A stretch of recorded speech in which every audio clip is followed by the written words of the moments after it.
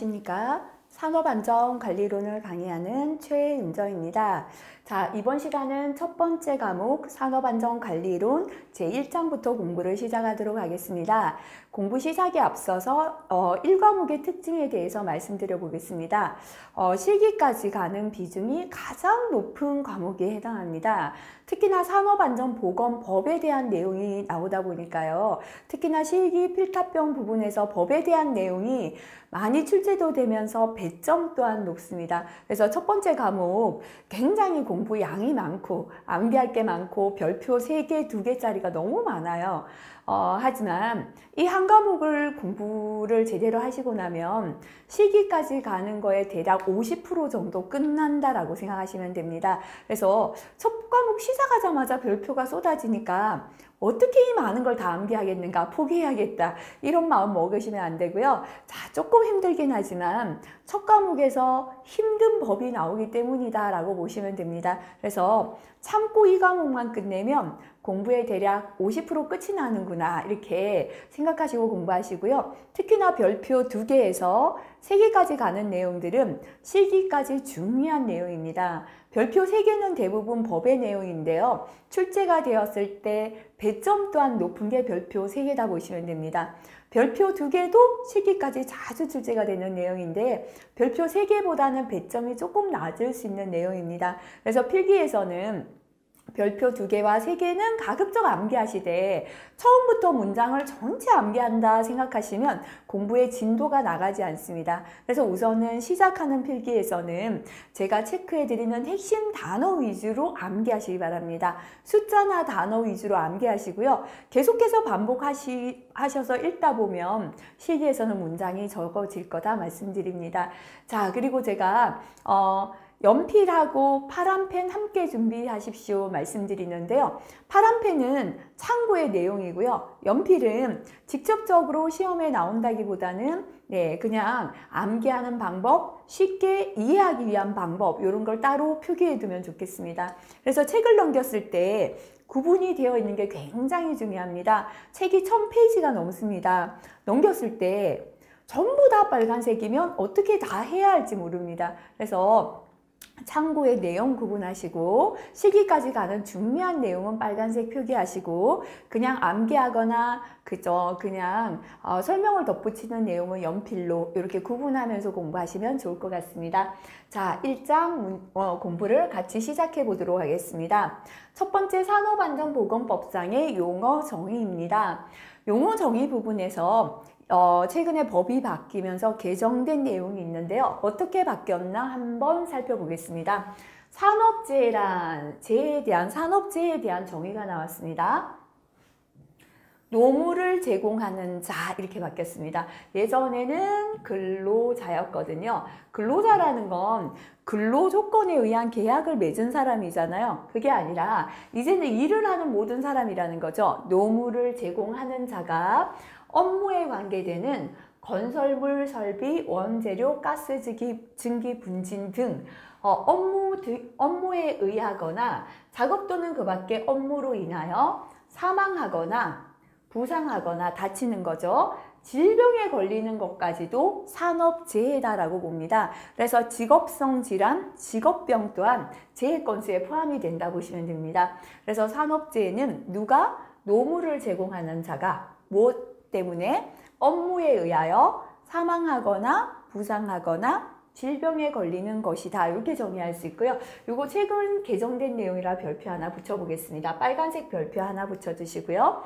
근로자란 직업의 종류와 관계없이 임금을 목적으로 월급을 받기 위하여 사업이나 사업장에 근로를 제공하는 자가 근로자가 됩니다. 사업주란 근로자를 사용하여, 근로자를 사용해서 사업을 하는 자가 사업주가 되겠습니다. 자, 근로자 대표란, 자, 뒤에 가면 근로자 대표라는 용어가 많이 나옵니다. 근로자의 과반수로 조직된 노동조합이 있을 때는 노동조합이 근로자 대표가 됩니다. 근로자의 과반수로 조직된 노동조합이 없는 경우에는 근로자의 과반수를 대표하는 자가 근로자 대표가 되겠습니다. 자, 그 다음에 작업 환경 측정이란 작업 환경 실태를 파악하기 위하여 사업장의 작업 환경이 나쁜지 좋은지를 파악하기 위하여 근로자, 사람에 대해서도 하고요. 작업장에 대해서도 합니다. 작업장에 대하여 누가 주체인가 하면 사업주입니다. 사업주가 유해임자에 대한 측정 계획을 수립합니다. 측정 계획을 수립하는 건 사업장의 사업주다, 그죠? 수립하여 계획대로 시료를 채취하고 시료를 분석 평가하는 것을 작업환경 측정이라고 합니다. 안전보건 진단이란 산업재해를 예방하기 위하여 재해 예방이 목적이죠. 숨어있는 잠재적 위험성을 발견하고, 자, 눈에 보이는 위험은 우리가 대책을 세우면 되는데요. 안 보이기 때문에 진단을 받는 겁니다. 이렇게 잠재적인 위험을 발견하고 개선 대책을 수립할 목적으로 조사, 평가하는 것을 안전보건 진단이다라고 합니다. 옆에 참고는 일단 주요한 내용이 해결되시고 한번 읽어보시면 되겠습니다. 자, 그 다음에 이거는 별표 3개입니다. 빨간색 별표 3개, 실기까지 중요합니다. 중대재해란 산업재해 중 사망 등 재해 정도가 심하거나 다수의 재해가 발생한 경우로서 고용노동부령으로 정하는 재해입니다. 첫 번째, 사람이 사망하는 사망자는 1명 이상이면 중대재해입니다. 사망자가 1인 이상 발생. 그 다음에 몇 개월 치료받는가 하면 3개월 이상 요양을 요하는 부상자는 한 건 사고에서 동시에 2인 이상 발생될 때입니다. 자, 그 다음에 다치는 부상자나 반드시 직업성 질병자입니다. 직업으로 인한 질병자가 동시에 10인 이상 발생되는 경우를 중대재해라고 합니다. 자, 그러면 지금은 필기에서는 문장을 다 암기하지 마시고요. 첫 번째 사망자는 몇 명? 사망 1명. 이렇게 숫자 위주로 간단하게 기억하세요. 몇 개월 치료받아야 됩니까? 3개월. 그죠? 이상 요양해야 되는 부상자는 몇 명입니까? 반드시 동시 2인입니다. 그냥 2인 이상이라고 하면 그냥 다른 사고에서 2명이 될 수도 있는데요. 반드시 한 건의 사고에서 동시에 2인 이상이 발생될 겁니다. 될 때이고요. 자, 다치는 부상자나 직업성 질병자는 어떻게 발생돼야 됩니까? 동시 10인. 한 건 사고에서 동시에 10인 이상 발생되는 요 3가지 경우가 중대재해다. 그죠? 반드시 암기하시기 바라겠습니다. 자, 그 다음에 도급이 뭔가 보겠습니다. 도급이란 명칭에 관계없이 물건의 제조, 건설, 수리 또는 서비스 제공, 그 밖의 업무를 타인에게 맡기는 거예요. 내가 아파트를 짓는데 혼자서 전부 다 지을 수가 없잖아요. 그래서 철골 공사를 따로 맡기고 안에 내장 공사를 따로 맡기고 이렇게 공사를 타인에게 업무를 맡기는 걸 도급을 준다라고 합니다. 도급인이란 물건의 제조, 건설, 수리, 서비스 제공 그 밖의 업무를 아까 타인에게 맡기는 건 도급이잖아요. 도급하는 사업주를 말합니다. 그죠? 그래서 내가 업무를 타인에게 주죠. 내가 바로 도급인이 된다 보시면 됩니다. 자, 그 다음에 수급인이란 도급이라는 건 주는 거고요. 수급은 받는 거예요. 그래서 타인으로부터 공사를 받는 게 수급인인데요. 도급인으로부터 물건의 제조, 건설, 수리 또는 서비스 제공, 그 밖의 업무를 도급받은 사업주가 수급인. 내가 주는 걸 공사를 받았다, 그죠? 수급인이 됩니다. 관계수급인이란 관계되는 수급인을 다 모은 겁니다. 도급이 여러 단계에 걸쳐서 체결될 때 내가 철근 공사를 떼줬는데요. 철근 공사 사업주가 또 다른 업자에게 공사를 줘요. 그러면은 수급받은 업자가 많죠. 자, 합쳐서 관계 수급인이 됩니다. 여러 단계에 걸쳐 체결될 때 각 단계별로 도급받은 사업주 전부가 관계 수급인 됩니다.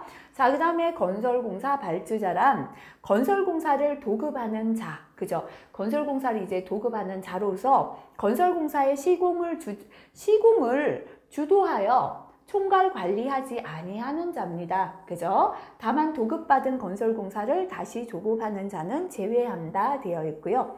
자, 건설공사란 다음 항목의 어느 하나에 해당하는 공사가 건설공사다 되어 있습니다.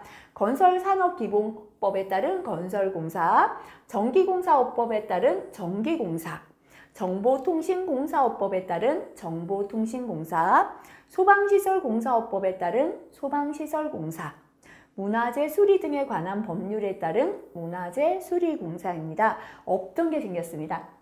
그래서 다음 중 산업안전보건법에 의한 건설공사 종류가 아닌 걸 골라보라. 그죠? 자, 그래서 첫 번째 건설공사, 두 번째 전기, 정보통신, 그죠? 소방시설, 문화재 수리공사까지가 건설공사에 포함된다 보시면 되겠습니다. 자, 그 다음에 중요한 이론 한번 살펴볼게요. 첫 번째 하임리는 시험에 가장 많이 나오는 사람이다 보시면 됩니다. 하임리가 말한 사고를 방지하기 위한 5가지 단계입니다. 자, 하임리가 사고를 방지하기 위한 첫 번째 단계는 뭐냐면 안전조직이에요. 사람을 뽑자. 이렇게 연필로 적어볼게요. 자, 회사에 가보니까요. 자재를 관리하는 자재부가 있고 생산을 관리하는 생산부서가 있고 자금을 관리하는 부서도 있는데 안전을 전담해서 관리하는 조직이 없는 거예요. 그러니까 전부 다 그냥 다른 사람이 하겠지 하는 겁니다. 그래서 하임리가 첫 번째 말했습니다. 안전관리를 하기 위한 첫 번째는 뭐다? 일할 사람을 뽑아야 된다. 그죠? 그래서 1단계 안전조직이 되겠습니다. 자, 이 안전관리자를 선임합니다. 사람 뽑았죠?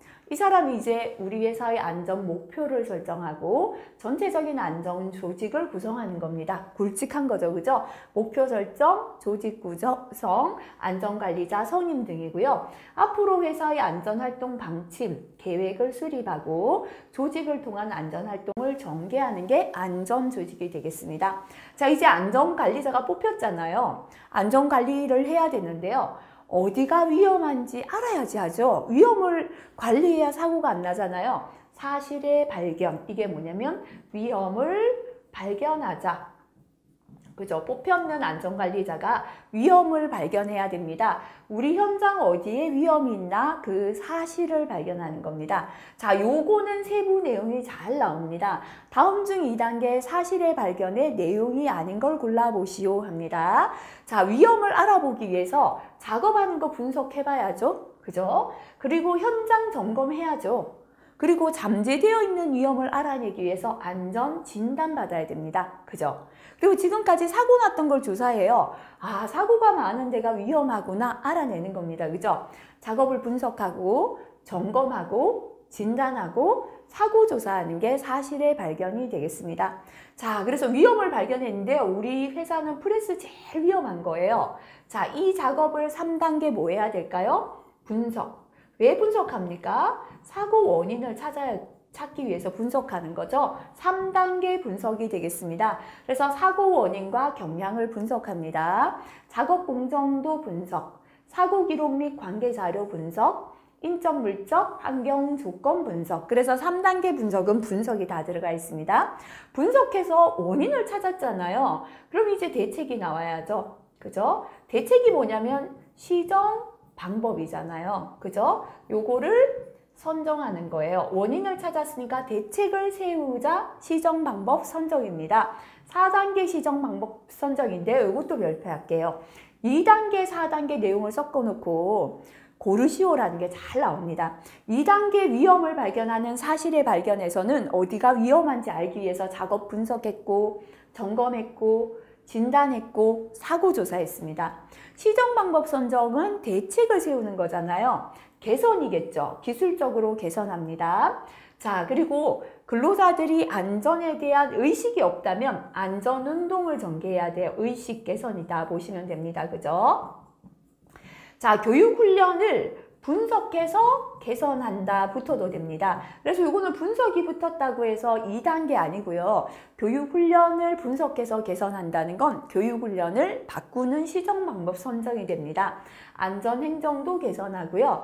배치가 잘못됐다면 배치 조정을 하고 수칙, 규칙, 제도를 개선하는 게 되겠습니다. 자, 이렇게 시정 방법만 만든다고 되는 게 아니라 이거를 현장에 적용해야 합니다. 5단계는 시정책 적용인데요. 이때는 어떻게 적용하냐면 3.2를 적용합니다. 3.2는 뭐냐면 사람을 시정할 때는 안전교육해야죠. 에듀케이션 할 때 2가 됩니다. 자, 그리고 기계나 설비나 여러 가지 안전기술을 통해서 시정합니다.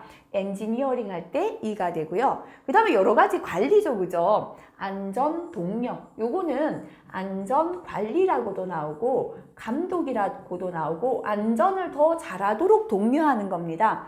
enforcement 할 때 2가 되겠습니다.